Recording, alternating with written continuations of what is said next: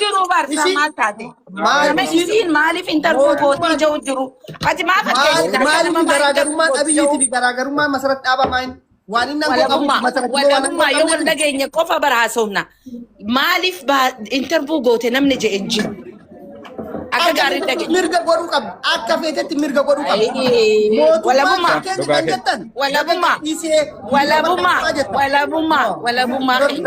Walabummaa keenya waan inni si gaafadhe naa deebisi. Namni miitu irra kaa'e gurbaanuu ol jiru kan. Baafuri waan kana. Okay. Maaltu jira si fakkaate walabummaa keenya? Laal nu cuftinuu wanni dubbannuuf saba keenya kana. Boo'insa irraa dhaabaa okay? Yoo boo'insa irra keessan irraa cufaa. Miitu firaa godhi nama imimmaan sirtii ergu kana. Laal maaltu jira si fakkaate? Masarat dhaabaa jibbaa keessaa hin qabnuuf. No, jibba jira. Oiga. Jibbaa yoo qabaanneef dhaggeeffadhu jibbaa yoo qabaanneef gaafa isiin buusii buusaa jettu amannee harka isiititti hin buufu. Kaleefu ati lakkooftu. Kabajaa hawaasa biraa harkatte kana itti hawaasa isii karraa dhalatte kana hogguu gaafattu gaddammaan gaafatin deebi'ee hoo ani si ajjeesee maaltu si dhagama gun siin jee maali gaa dhiifama qofaa yooniin siin jee maaltu si dhagama akka ilma Oromootti ati ani isii gaafadhu. Ani bar ati gaaffiin kiriya anan si gaafadhu namicha angoo of harkaa qaba biyya of harkaa qaba jeetti of harkaa qaba jettu kuni ati bilisa jedhee kan gadhiise isin maaliif nama miskiina irratti xiyyeeffatanii eega jibbiin san taani. Namicha kana bar namni mana seeratti dhiyeessee koorti irratti dhiyeessee himannaan irratti baname maaltu irratti baname. Ayyee miitu irra kayyee ijoolleen wanni Israa'el godhaa jirti. Ayyee ati namni biraa dubbatu mee nuti walloola hin qabnu asitti nuti duula waliin bahuutti hin jirru waan nuti dhufe akka nurraa dhaabbatu barbaanna. That's it. Aburashida. Itti fufu. Okay, anasirratti waan baay'ee sun dubbadhu. Waan xiqqoo dubbadha jecha namni akka kiyyatti namni baasee masara dhaabaa jibbullee hin jiru hin jibbinullee. Garuu dhugaa dubbachuuf amma isheen intala ganda kiyyaati. Yoo jaalala taate jechuudha. Namni kaleessa ummata san buqqisee dachirraa saamee ummata san imimmaan boochisee qobase amma karratti hambisee haadha hiyyeessaa namoota meeqa lubbuu isaanii dabarse arra fiddee yoo intervii gootu haganuma dagannaa seenaa kaleessa haganuma dagannaa abdii illeen milikiin garaagarummaa inni qabu maalidha mee gaafii qaba asirratti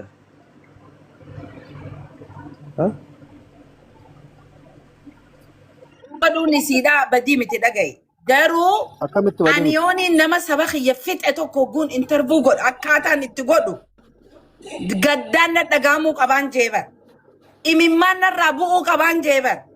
Akkasi kokkoflaa sasseeqaa dabaalaa isa gaafachuuni. Badii goote masaratti. Dhiheessuu miti karraa rakkoo qabnu nuti. Baalerraa ijoolleen teenya tabuqqaate haga irraa bakka hin qabu. Harargeerraa kabuqqee bakka hin qabu. Akkamittiin isin amma gaaffii nan asin gaafachaa jiru naa deebisaa yoo isin akka Oromootti yoo loogiin hin jiraanne kanas isin gaafachaa jiru mootummaan maaliin himatu mana murtiitti namoonni yeroo mana hidhaatti taa'ee danda'a mana murtii dhiyaate jedhanii miidiyaa irratti gadi fidaa jiran. Okay waan Abiyyi Ahmad arrabseef kaleessa bilchiginnaa ture waan saba kiyyaaf hin taane jedhee mormee nama guyyaa guyyaadhaan riippoortiidhaan gara miidiyaatiin gadi ba'aa jiru. BBC'n irraa dubbachaa jiru. Ati qabdu saba saniif kabajaadhaan akka ati dubbattuuf si dhiyeessa. Buuka inni katabee fi akkaataa inni itti je'en sanitti isiin dhugaatessitu wanni dhamti. Silaa mucayyoon teenya taan san dhiyeessite I know akka kursii dhiigaatti irra gateessistu. Masaraa dhaabaa tolchitee baastee barreessa. Tolchitee baastee barreessa. Eenyu gaa mucayyoon teenya tan wanni dhiyeessite. Beeti. Silaa beetiin dhiyeessite. Arra laal. Akkaataa inni waan eenyuti dhorke eenyuti dhiyeessin jedhan beeku. No dhaabigaa laal amma laal. Ati barbaadu walabummaa dhagee amma namni heddummaa ta'e dhaggeeffadhu walabummaa. Iyyatu qabame. Listen ni beekta ani akkaan si kabaju walabummaa dhagee ni beekta akkaan si kabaju. Kaayoo keetillee akka gaariittiin si Gaaffiin qaba yoo carraa naa laattanii Abu Rashidaadha. Dhiifama. Akkam jirtu hundi keessan Abu Rashida gaaffiin sii qabaan. Dhaqabadhu Misraaq. No. I wanna ask you a question. Just a minute, let me finish. You can do it. Yeah. No problem. Wala geeffataati. No, achumarraan deebistu ka gaaffii koo. I am muddamnaan itti fufi Misraaq. Yeah. Ani kanan jechuu barbaade abdii ilee OPDOdha. Miti bara OPDOon bishaa turtedha kan inni uummata Oromoo akka sanatti buqqisee jiru jechuudha. Maqaadhaaf hidhanii turani. Haa ta'u iyyuu malee immoo warri kaleessa isaa wajjin gocha kana hojjate biyya bushaa jiru moo bushaan jiran har'a yeroo ammaa kana har'a namicha naannoo Dirreedawaati hoogganaa jiru kana gooftaa keenya jettanii mataarratti baattanii deemaa jirtu. Innis gaafa abdii ileen kana godhe udduu isaa jala deemee gochaa ture. Because abdii ilee is not by himself qobaasaa miti kan hojjate. Hinduu warri Oromiyaa bushanii har'a kaleessa OPDOdha har'a moo badhaadhinadha. 45% to 65% warra kaleessa abdii ilee wajjin cafee Oromiyaa keessa taa'aa turanidha. Oromiyaa bakka bu'aa turanidha. Warri amma immoo mootummaatti galan immoo jiru. Warri amma sagalee uummataa taana jedhaniifaa jirantu jira. Akka amma Angaasaa Ibrahim tana kan keenya nama meeqa arrabsaa ture. Waa'ee uummata Harargeedha buqqee qofaa miti bari. Finfinnee deemtanii argitanii beektu amma uummanni Harargeedha waan isaan itti jiran. Uummata buqqee sobaan mana jaarree jedhanii lammii fi maalidha nuun jedhanii birrii nurraa guuran. Waggaa lama guutuu. Birrii biliyeena afur. Guurame suni manni ijaarameera jedhanii Finfinnee keessatti har'a koo nama afaan Oromoo dubbatutu kadhataa jira. Haadha Oromoo ijoollee xixiqqoo baattee mana nyaataa kana gaafa seentee baatu namni akkatti si seensisu si dhabsiisaa jiru jechuudha. Tokko kan uummata amma Wallagga ba'aa keessaa ajjeefamaa jiru maqaa faannootiin. Eenyu sitti fakkaate? Maa amma Masarat hojii ishee hojjette. Hojii yeroon siin jedhu gaazexeessa gaazexeenyaa dabar. Amma Abu Rashida, I am really disappointed with you. Atama biyya guddate keessa jirta. Hojii gaazexeenyaa jechuun maal akka ta'e hin beekta. They are neutral. Paartii kam keessa iyyuu hin jirani? Politika kamiifuu looganii? Isa ajjeeseefis, isa hojjeteefis, isa maaliifis hin looganii jechuudha. Isheen hojii ishee qabattee jirti. Miidiyaa ishee guddisuudha. Hanga kana deemte namicha kana Oromoo fuulduratti kunoo namni kun biyyaa ba'ee barataa isaa jiraatu, jiraataa isaa jiraatu kunoo as jirattee isinitti fiduu ishee nutti fiduu ishee galateeffachuu qabna tokko. Lafa inni itti dhokatee jirutti galateeffachuu qabna. For example amma warri isheen biyya keessaatti intarvii goosisaa jirtu qaamni mootummaan jaallatu. Intarvii gochaa jirti. Dhaabbolee mormitootaa. Warra mootummaa keessaa immoo jechoota hin taane uummata Oromoo irratti jechaa jiranii fiddeen intarvii gochaa jirti. Inutu hin jaallannu jecha isaan jedhanillee waan isaan hojjetanillee hin jaallannu. So amma intala kanatti duulanii hojiin hojjetiin jechuu moo jabeessanii lakkii yeroo gara biraas intarvii lammata deemiti kana gaafadhu kana sirraa barbaanna nama dhaanii mogolee cabsuu miti hojiin keenya kanumadha yeroo hundumaa jechuudha. Intali kun by the way Masarat intinitan beekan ani dhiyeenyattan beekan akkasi waan isin miidiyaa kanarraa hojjettanii gootanii maal miti by the way isuma dhugaa dubbachuudhaaf she is nowhere ati waamin hin nufti si biras inni suni isa waamuun nufti sana biras Oromummaa akka Oromootti namni akka ishee Oromoo jaallatu hin jiru dhugaaman siniin jedhan dhageessanii so why Masarat interview namicha kana godhuurra Mali abdii ilee duwwaatu nama jeese nuti maqaa abdii ileetiin iyyaa baanu malee warri abdii ilee wajjin nama jeesaa turan nama riisisaa turan har'a aangoorran jiranii kana si gaafachuu barbaada. Maayini hayyaa'uun fartoo daawulaan fartoo hayyaa'uun. Isin amma caalaan keessa namoonni baay'een mootummaa hin deeggartu mootummaatti waa hamaa dubbachuun barbaadan. Abdii ilee kotuu ta'eeti mana hidhaatti ba'uun isarran ture garuu warri mootummaan beeku qobaasaa hojjete miti gatii ta'eef jechuudha.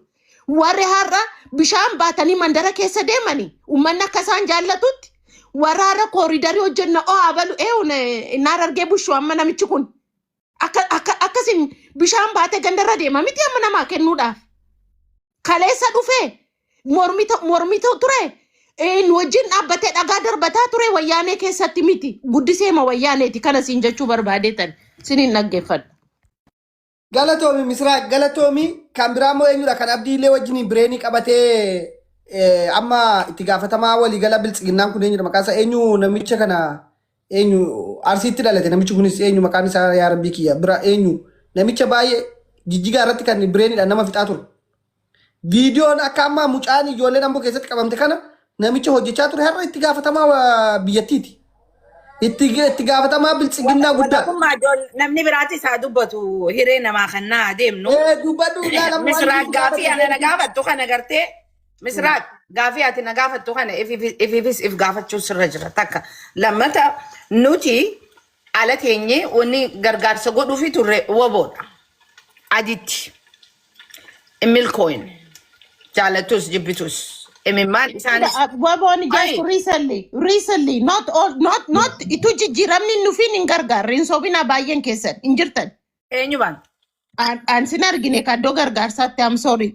Nan beektu gaa. Nan beektu maan qabu na beeku sin beektu. Nuti amma wanni barbaannu deeggarsa awaaboo jajjabeessitan. No, let me stop. Rashida, ajandaan kiyya. Gaafii na gaafatteef deebisaa kan nuuf hin qaba. No, Rashida nuti uummata keenya abdiilee bukkiseetti ilaala abdiilee bukkiseetti uummata keenya harargee yeroo sana beelee bukkiseetti nuti gargaarreerra. Indi keenya immoo gargaarreerra. Oromoon koominiitiidhaan dhuunfaadhaan dhaabaan lafa Oromoon gabaa keessa deeme namni gargaarree hin jiru. Misraaq yeroo tokko birrii sun eessa deemedha? Ajandaan koo guddaani wanni dhaaf dhiisime waa'ee waboo dhiisaa amma waboon as keessa dhufuudhaaf waanuma tokko iyyuu laallatu wanni eenyu masaratti dhaabaa itti qeeqamaa jirtuu fi mootummaan namicha kana gaafa gadhiisu maaf irraa hin dubbanne maaliif kana mootummaa maaf hin gaafanne si masarati nama maayikii takka qabdi yoo baay'ate kaameraa tokko qabdi miicayyoon kun kana lamaan irraa hin qabdu garuu mootummaan kun jeetii kana booda waa sin gaafatu na dhaggeeffadhu wala bumma kana booda waa sin gaafatu kana immoo kallattiin akkana dhaggeeffattuun baatu gaazexeessonni hojiin isaa ka balleessees kan hin balleessinis fidanii dubbisuudha haa galatoomtu sanitti hojiin isiin hojjette gaafiin isiin nuuf gaafatte itti qophooyteeti moo ittiin dhagahamneedha. Hawaasa bakka kanarraa buqqee qofa osoo hin taane hawaasa maraatee jira. Hawaasa miila dhabee jira. Warra gartee jireenya isaanii guutuun irraa dukkanaawee jira. Isaan san hoo isiin hogguu gaafattu maal laaffisti? Gaafiin qiyya si galaa? Ani amma gun si gaafadhu laal onnadheen si gaafachuu jira. Isiin ammoo las godhaa akkasumaanuu keessaa gad hin baafne gaafii isiin gaafatteef deebisaan inni kanne dhiifama qofaa maalii jetteen akkana xiqqeessuun saba guddaa harargee baalee irraa buqqiste maal sitti dhagahamaa jettee gaafattee gaafii sanitti deebisuun heera moo heeraa miti kanumaan si gaafadhaan akka nama masaraa dhaabaa jibbuu takkatti naasayinaa.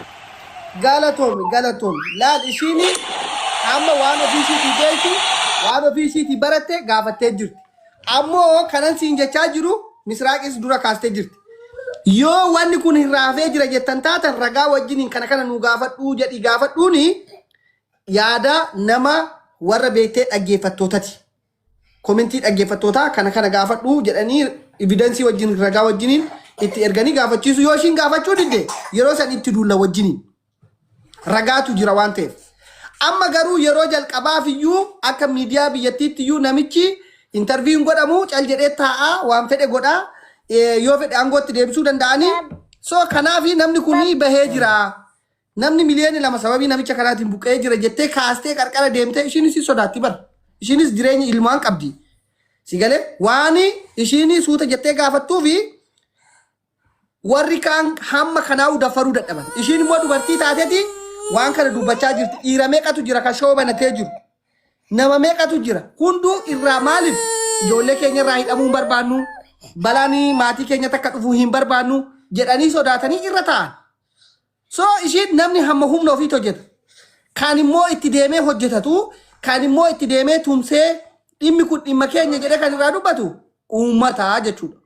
Ishiitti duuloo ton taane namicha kana Aljaziirratti akka inni dhiyaatu, CNN irratti akka inni dhiyaatu, Zadeeliyaa irratti akka inni dhiyaatu, maaliif nama miliyoona lamatu buqqa'e. Namichi kun miidiyaa addunyaa irratti dhiyaatee gaaffii guddaa namicha kanaa dhiyaatuu qaba jedhanii namichi kun bakka inni jiru investigeeshin godhamee yookaan immoo itti karoorfamee miidiyaan addunyaan kana beekuu qaba.